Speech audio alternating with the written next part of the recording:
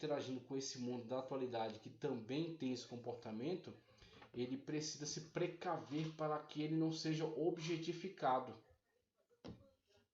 É terrível, mas ele tem que tomar cuidado para que ele não seja objetificado, ele não seja tornado um objeto também dentro desse consumo da Babilônia da atualidade. Então ele quer chegar em altas posições, mas a que preço? A que custo? Se vendendo, se traindo sua moral, traindo sua decência, traindo sua ética, suas tradições, jogando fora suas tradições para atender a demanda de Babilônia e assim chegar às posições mais relevantes, mais importantes, é um alerta a se fazer. Você tem limites, não é por qualquer preço que você vai se vender, não é por qualquer troca, não é por qualquer oferta. Pode vir a oferta que for, pode vir tentar colocar o preço que for. Você não pode negociar a sua salvação em prol de um benefício, em prol de um emprego, em prol de uma vantagem, em prol de uma amizade. Você não pode negociar a sua salvação. Assim, Sadraque, Mesaque e Abednego, também Daniel, não negociaram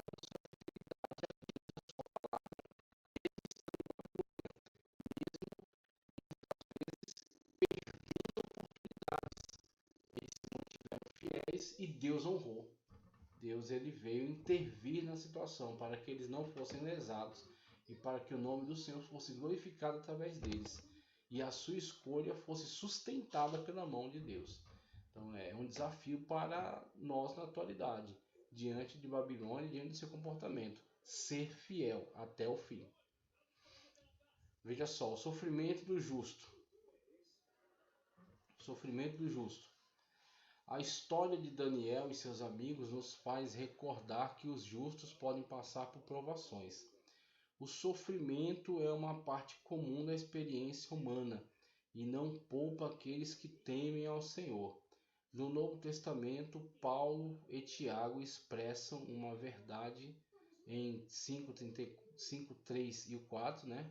Romanos 5 também, Romanos 5, versículos 3 e o 4, Tiago 12 e o 3. Vamos lá. Foi com fundamento nesse tipo de entendimento que Daniel e seus amigos não ousaram reclamar de Deus. Não buscavam a vingança ou a retaliação, mas procuraram ser canal de bênçãos para onde se encontravam. Embora novos, tinham a mente madura o suficiente para não adotarem uma postura de amargura e vitimismo. Então, diante com, diante dos quais eles tiveram que superar, mesmo isso não tirava a sua confiança em Deus, a sua fé. Eles não se tornaram pessoas vitimizadas, porque a vítima não tem nenhum controle sobre a situação da sua vida. A vítima está sob o domínio de outra pessoa, que dita as regras. Eles não aceitaram esse comportamento, mesmo estando dentro daquele contexto difícil, o comportamento não foi de vítima.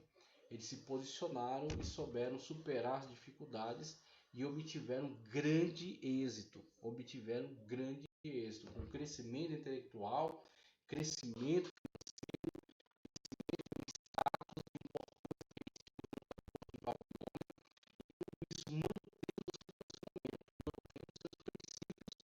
seus valores, de modo até que certa vez foram lançados num forno, uma fornalha ardente, por manterem os seus valores, não se dobrar diante da estátua de ouro construída de Nabucodonosor. Tocaram lá os instrumentos, todos se curvaram e eles permaneceram em pé. Então você precisa saber qual é o momento de concordar e o momento de discordar. Quando quem está em jogo é a sua fidelidade para com Deus.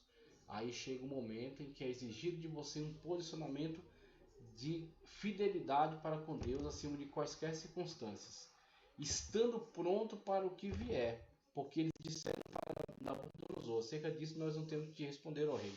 Se o nosso Deus permitir que a gente seja jogado na fornalha, que seja, mas nós não vamos ser infiéis, nós vamos permanecer fiéis ao nome do Senhor, não adorando nenhum outro Deus. Isso é extraordinário, isso é maravilhoso. Aquilo que Deus proporcionou a eles através daquele cativeiro. A capital imponente, Babilônia, localizada às margens do rio Eufrates, era uma cidade-estado rica e servia como um importante centro comercial entre o Oriente e o Ocidente. Os jovens principalmente ficaram admirados com a sua grandiosidade, a maior da época. Distante cerca de 1.500 quilômetros de Jerusalém, a suntuosa arquitetura babilônica muito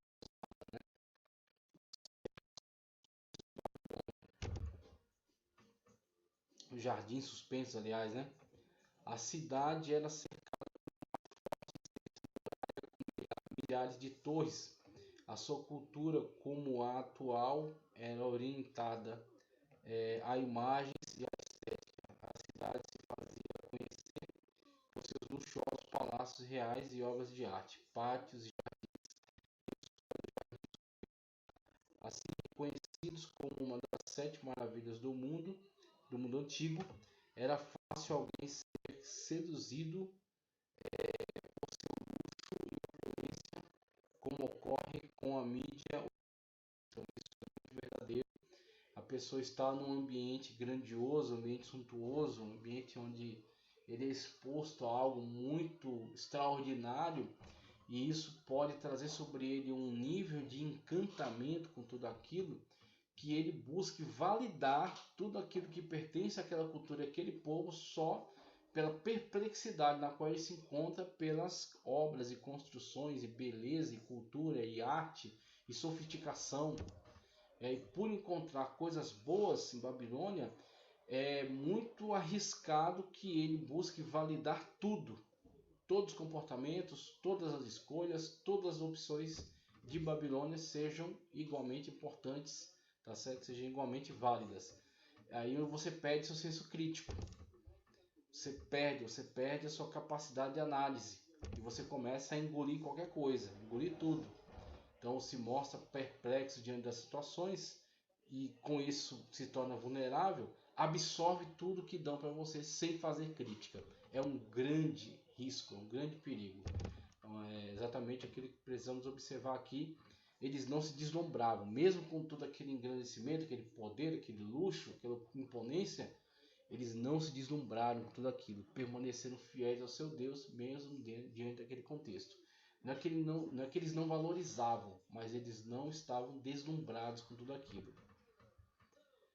Toda a exuberância das obras arquitetônicas era uma forma de apresentar o poder do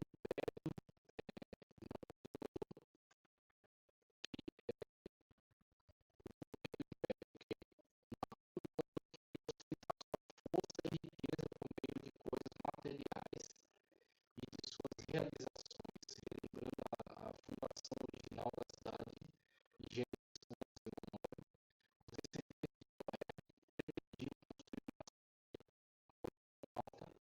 alcançaria o céu. Usando tijolos e betume,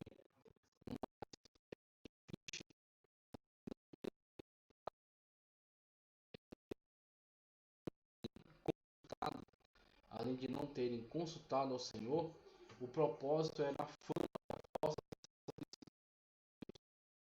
Os homens usaram toda a inteligência que possuíam e a engenharia.